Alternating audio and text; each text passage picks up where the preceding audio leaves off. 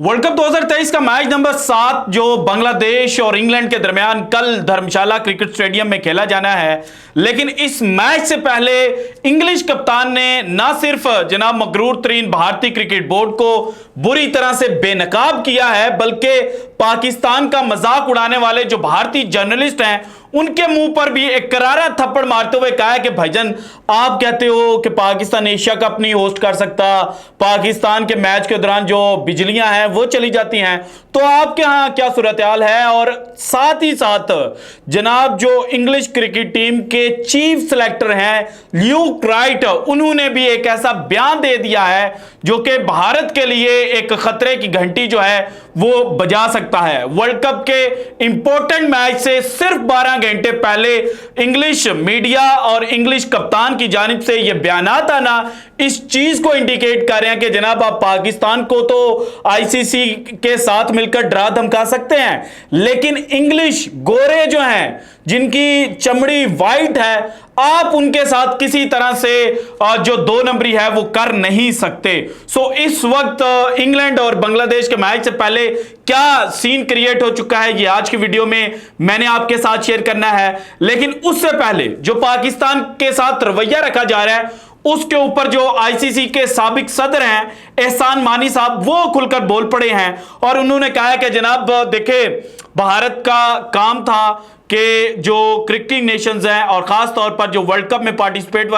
करने वाले मुल्क हैं उनके साथ एक तरह का सलूक किया जाता। लेकिन अभी तक जनाब जो पाकिस्तान के फैंस हैं और पाकिस्तान के मीडिया पर्सन्स हैं उनको जनाब वीज़े जो हैं वो जारी नहीं किए गए और उनके हवाले से जो वीज़ा पॉलिसी है उसका इजरा अभी तक जो भारतीय सरकार है और भारतीय क्रिकेट बोर्ड है उनकी जानिब से नहीं किया गया। तो अब पाकिस्तान को चाहिए ये कि जनाब वो भारत के मैच से पहले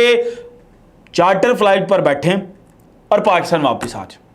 उन्होंने कहा कि अगर आप अपनी मजीद जिल्लत से बचना चाहते हैं ना, क्योंकि इस वक्त जो भारतीय क्रिकेट बोर्ड पाकिस्तान के साथ कर रहे हैं ना वो यही है, वो जिल्लत से ज्यादा खतरनाक है कि आप पहले तो आईसीसी को पाकिस्तान में भेजते हैं जब नजम सेठी साहब का टेन्योर था और आप उनको कहते हैं कि जनाब आप जाकर हमारे बिहाफ पे गारंटियां दे के आए और वो गारंटियां देकर जाते हैं। और अब जबकि वर्ल्ड कप शुरू हो चुका है तो फिर जनाब आप पाकिस्तान के साथ 2 नंबरी करते हैं और पाकिस्तान के जो फैंस और मीडिया पर्सन हैं उनको जनाब वीजे ही नहीं जारी करते। और सोने पर सुहागा ये लें कि जनाब आईसीसी जो है वो एक व्हाट्सएप ग्रुप बना देता है, तो भाई जनाब वर्ल्ड कप भी फिर व्हाट्सएप ग्रुप के ऊपर करवा लेते, वहां पर टास्क जो है वो किए जाते, मैच रेफरी आकर कहता कि जनाब दोनों कप्तान जो हैं वो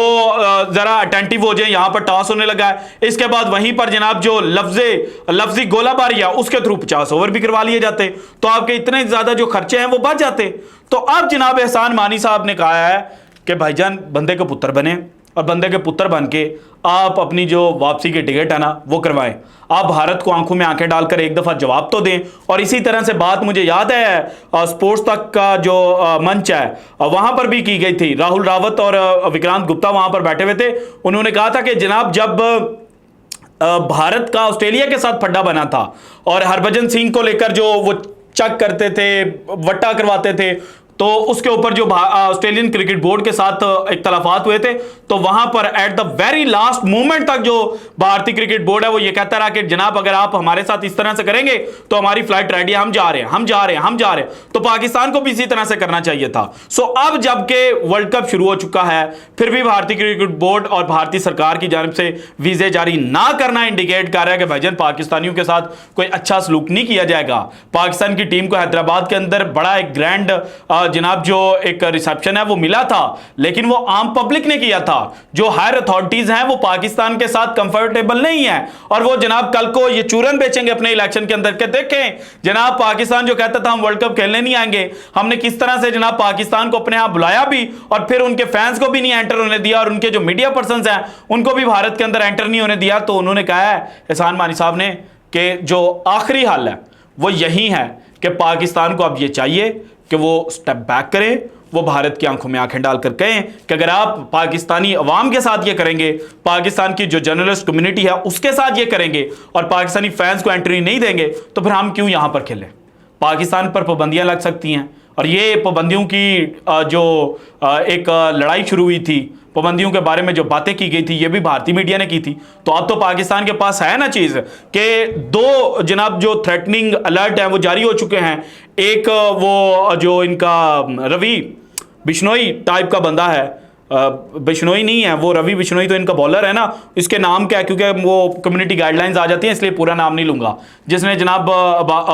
जो सिद्धू था, सिद्धू मूसेवाला, उसको मारा था, उसने उसका जो गैंग है उन्होंने भी कहा कि 500 करोड़ जो भारत इंडियन रुपीस हैं वो दिए जाएं उनके ग्रुप को, और अगर ना दिए गए और हमारे लीडर को ना छोड़ा गया तो फिर जनाब अहमदाबाद को के क्रिकेट स्टेडियम को और भारतीय वज़ीर-ए-आज़म को हम उड़ा कर रख देंगे। इसके अलावा जो पन्नू साहब हैं जनाब खालिस्तानी तहरीक के, उन्होंने भी यही कहा था। तो अब पाकिस्तान के पास रीजन तो हैं कि जनाब हमारी सिक्योरिटी कंप्रोमाइज हो सकती है इसलिए हम छोड़कर जा रहे हैं, तो फिर भारत को पता चलेगा। लेकिन ये स्टेप अब पाकिस्तान को लेना पड़ेगा। अगर आप अपनी थोड़ी सी भी इज्जत बहाल कराना चाहते हैं तो फिर भाईजान आपको स्टेप बैक करना पड़ेगा, और एहसान मानी साहब ने भी इसके ऊपर खुलकर बात कर दी। अब आते हैं जनाब इस वक्त इंग्लिश मीडिया और इंग्लिश कप्तान क्या चला रहे हैं। सबसे पहले तो आपको बता दूं कि जनाब जहां पर बांग्लादेश और इंग्लैंड का मैच खेला जाना है वो है धर्मशाला का स्टेडियम। यहां पर 2 दिन पहले एक मैच खेला गया था बांग्लादेश और अफगानिस्तान के दरमियान, और यहां पर जो फील्डर्स फील्ड कर रहे थे, जो आउटफील्ड थी ना,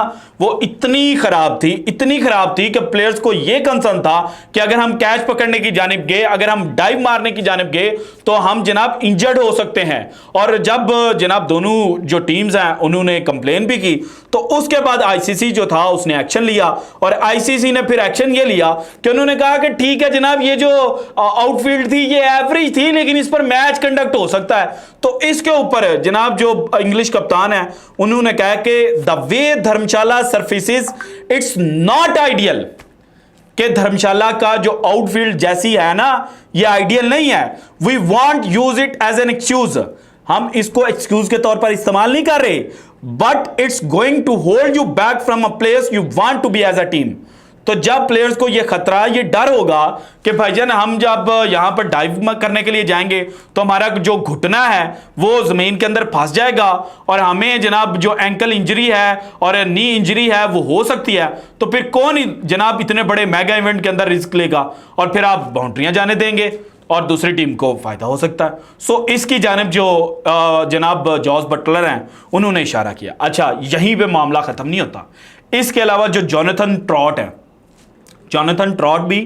इंग्लिश खिलाड़ी हैं साबिका, लेकिन इस वक्त अफगानिस्तान के कोच हैं। उन्होंने कहा कि जनाब जब हम प्रैक्टिस कर रहे थे, क्योंकि उन्होंने बांग्लादेश के साथ इसी स्टेडियम पर खेला पहला मैच जो अफगानिस्तान आ रहा है, तो उन्होंने कहा कि जब यहाँ पर प्रैक्टिस कर रहे थे तो हमें डर था, और फिर जिस तरह से मुजीब फील्डिंग करते हुए गिरा तो हमें डर था कि कहीं मुजीब जो है वो इंजर्ड ना हो चुका हो। तो जब जनाब इंग्लिश मीडिया और इंग्लिश जो प्लेयर्स हैं उनकी जानिब से अचानक से ये बयानात आना शुरू हो गए ना, तो डैट मीन्स कि आप पाकिस्तान को तो डरा धमका सकते हो लेकिन गोरी चमड़ी को नहीं। और गोरी चमड़ी ने आपको उधेड़ कर रख दिया। उन्होंने बता दिया कि आप तो कहते थे हमसे अमीर कोई नहीं है जी, हमसे बड़े क्रिकेट ग्राउंड किसी के पास नहीं है, लेकिन आपके क्रिकेट ग्राउंड का हाल ये है कि जनाब 1 महीना पहले बारिशें होती हैं, और उससे भी अगर मैं आपको पीछे लेकर जाऊं तो जब जनाब ऑस्ट्रेलिया और इंडिया जो बॉर्डर गावस्कर ट्रॉफी खेल रहे थे उसके दौरान तीसरा टेस्ट मैच इनिशियली जो इंडोर के अंदर खेला गया था वो कहां पर कंडक्ट किया जाना था, आपको याद है? नहीं याद तो मैं आपको बता देता हूं जनाब, वो भी इसी स्टेडियम पर खेला जाना था, लेकिन जो आउटफील्ड थी वो नामुनासिब करार देकर और जो पिच थी वो प्रिपेयर्ड नहीं थी, इसलिए वो जो तीसरा टेस्ट मैच था वो इंडोर शिफ्ट कर दिया गया था। तो आप जनाब वो जो फरवरी के अंदर काम शुरू हुआ था उसको अभी तक सेटल डाउन ही नहीं कर पाए, और आप अमीर तरीन हो। उसके अलावा जो स्टेडियम्स की हालत है, जो कुर्सियों की हालत है, अहमदाबाद की जो कुर्सियों की पिक्चर्स वायरल हुई, जो हैदराबाद में जनाब जो इंफ्रास्ट्रक्चर है उसकी तस्वीरें वायरल हुई, तो आप तो भाईजान फिर पैसे की हद तक ही हो, और वो पैसा कहीं पे आपने इन्वेस्ट करना नहीं है। प्लेयर से आप खरीदते हो और अवाम से आप पैसा जो है वो बनाते हो, लेकिन अवाम को आपने थोड़ा सा भी रिटर्न नहीं देना। आपके जयशाह साहब ने बोला था कि जनाब हम यहाँ पर फ्री वाटर जो है वो देंगे, तो जो एक इंडियन यूट्यूबर है हमारी तरह, वो जनाब हैदराबाद में पाकिस्तान और जो नेदरलैंड का मैच है वो देखने गए हुए थे, फिर वापसी पे उन्होंने ट्वीट किया कि वो बंदा मुझे दिखाओ जो कह रहा था कि जनाब यहाँ पर फ्री वाटर मिला करेगा। तो भाईजान इस तरह से आप रोज जो वर्ल्ड कप से पहले आपने तमाशा लगाया हुआ था, आपकी नाहली और कम अक्ली की वजह से वो तमाशे जो हैं वो रुकने का नाम नहीं ले रहे और मजीद कंट्रोवर्सीज जो है वो फैलती जा रही हैं। और इसमें एहसान मानी साहब का ये कहना कि पाकिस्तान को अब स्टेप बैक करना पड़ेगा, पाकिस्तान कब तक जनाब जो खेल है उसके लिए हाथ बढ़ाता रहे और भारत जो है वो हमेशा खेल के अंदर सियासत को लेकर आता रहे। और आज तो भारत ने जो पाकिस्तान की स्पोर्ट्स प्रेजेंटर जनाब ज़ैनब अब्बास के साथ किया, उसके बाद पाकिस्तान के लिए जो सेफ एग्जिट है वो यही है कि भाईजान आप कहें कि आप हमारे प्लेयर्स को, हमारे जो प्लेयर्स की सिक्योरिटी है वो कंप्रोमाइज़ हो सकती है। 2 थ्रेट अलर्ट्स हैं और उसके अलावा आप हमारे फैंस को और जर्नलिस्ट को वीज़े जारी नहीं कर रहे और जो हमारे आए हुए थे प्रेजेंटर आपने उनको मुल्क छोड़ने पर मजबूर कर दिया। तो इसलिए जनाब हम सेफ एंड सिक्योर फील नहीं कर रहे, सो हम यहाँ से जाना है। तो फिर इनको पता चलेगा और फिर आईसीसी भी आपके तरले मिनतू पर आएगा कि आप आ जाए, आप आ जाए। और अगर पाबंदी लग भी गई तो क्या होगा? 2-4 साल लगेगी, 5 साल लगेगी। ईस्ट अफ्रीका पर भी तो लगी थी, ईस्ट अफ्रीका के नाम से टीम खेलती थी ना साउथ अफ्रीका की। तो बाद में क्या हुआ? जब उन्होंने 1992 में रिटर्न किया, सीधा सेमीफाइनल में पहुंचे और उसके बाद से जनाब उनकी क्रिकेट मजीद दिन ब दिन ऊपर ही जा रही है। और जब जनाब जो आईसीसी बना था उसको बनाने वाले कौन थे? Australia, England, east Africa. तो बाद में अफ्रीका पर भी पाबंदी लगी थी। तो आप पाबंदी से ना डरें, आप स्टेप बैक करें और आप जनाब इनको बताएं कि हम ये कुछ कर सकते हैं, फिर ये आपके साथ बार्गेन करने की पोजीशन में आएंगे। वरना ये आपको जनाब समझेंगे कि ये तो बस नल्ले हैं, ये सिर्फ बातें ही करते हैं। So this is it from today's episode. अगर आपको वीडियो पसंद है तो लाइक कीजिएगा, ज़्यादा से ज़्यादा शेयर कीजिएगा, अपनी कीमती राय का इजहार लाजमी कीजिएगा और अगर आपने अभी तक चैनल को सब्सक्राइब नहीं किया तो कर दें। शुक्रिया, अल्लाह हाफिज़।